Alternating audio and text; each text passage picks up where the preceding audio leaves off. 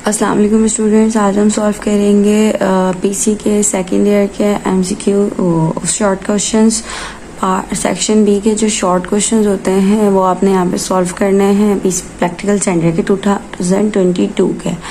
Differentiate between mitosis and meiosis. अब ये जो माइटोसिस और मियोसिस वाला सवाल है ये आपका मैंने पहले से सॉल्व करवाया हुआ है सेकेंड ईयर बॉटनी के जो पीसी के पिछले साल के पेपर थे उसके पार्ट 1 में। इसका लिंक मैं आपको डिस्क्रिप्शन में दे दूंगी, वहां से चेक कर लिएगा। डिफरेंशिएट बिटवीन एपॉक्सिमस एंड पार्थिनोकार्पी। अब ये आपने अच्छे से समझना है कि एपॉक्सिमस और पार्थिनोकार्पी क्या होता है। बच्चे बहुत ज्यादा मिक्स कर रहे होते हैं in MCQs, in very short and in also short questions. तो यह चीज आपने देखनी है कि एपॉक्सिमस जो होती है, मैंने आपको एमसीक्यूज में भी बताया था कि एपॉक्सिमस जो होती है वो सीड्स की फॉर्मेशन होती है, जबकि parthenocarpy is the formation of fruit. दोनों में फर्टिलाइजेशन नहीं हो रही है, लेकिन फर्क ये आ रहा है कि एपॉक्सिमस जो है उसमें सीड्स बन रहे हैं और पार्थिनोकार्पी में जो है वो फ्रूट्स बन रहे हैं। फिर नीचे वाली चीज अगर हम देखें कि ये सेक्सुअल रिप्रोडक्शन की तरह दिख रही होती है, मतलब होता क्यों है, इसमें सीड्स भी बन रहे होते हैं तो इससे थोड़ा सेक्सुअल रिप्रोडक्शन को मिमिक कर रही होती है वो ना। अब इसमें क्या होता है पार्थिनोकार्पी में कि फ्रूट तो बन जाता है लेकिन सीड नहीं बनता, और जो बाद में फ्रूट मतलब डेवलप होता है या बनता है उसके अंदर सीड्स मौजूद नहीं होते, वो सीडलेस फ्रूट होता है। और ये किसकी वजह से होता है, ये ग्रोथ रेगुलेटर्स वगैरह की वजह से होता है, जैसे कि ऑक्सिन्स हो गया, पैरेलिन्स हो गए, इनकी वजह से होता है। इसके बाद आपका नेक्स्ट क्वेश्चन है differentiate between self and cross pollination. अब ये सेल्फ और क्रॉस पॉलिनेशन आपने अच्छे से समझनी है।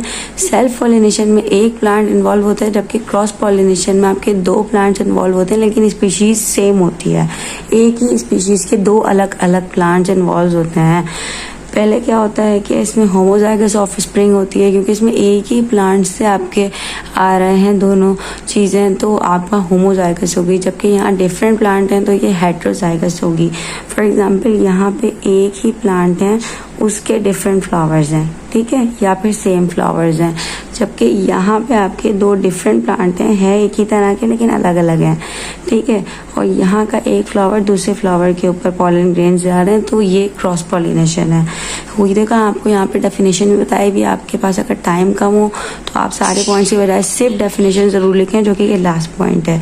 Pollen grains are transferred from anther of flower either to the stigma of same flower और different flower in the same plant.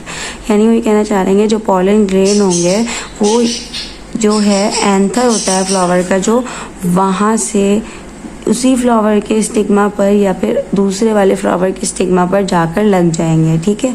जबकि in case of cross pollination जो पॉलन ग्रेन्स होंगे वो एक फ्लावर के एंथर से दूसरे प्लांट के फ्लावर के स्टिग्मा पर जाकर लगेंगे, ठीक है। ये फर्क है दोनों का। इसके बाद आपका नेक्स्ट क्वेश्चन जो आ जाता है वो है right a note on sclerenchyma. ये मैं आपको सॉल्व करा चुकी हूँ ऑलरेडी सेकेंड ईयर बॉटनी के पीसी के शॉर्ट क्वेश्चंस के पार्ट 1 में 2021 के, इसका लिंक भी आपको दे दूंगी।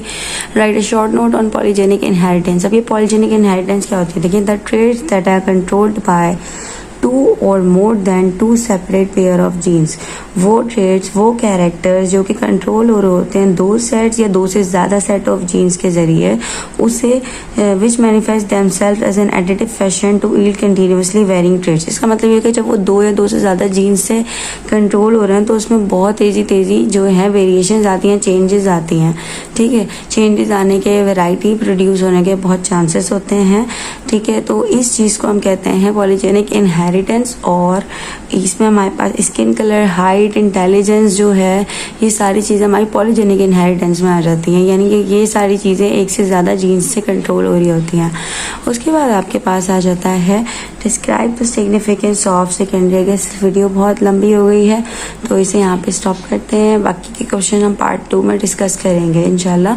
यहाँ तक कोई कन्फ्यूजन है तो आप पूछ सकते हैं। Thank you.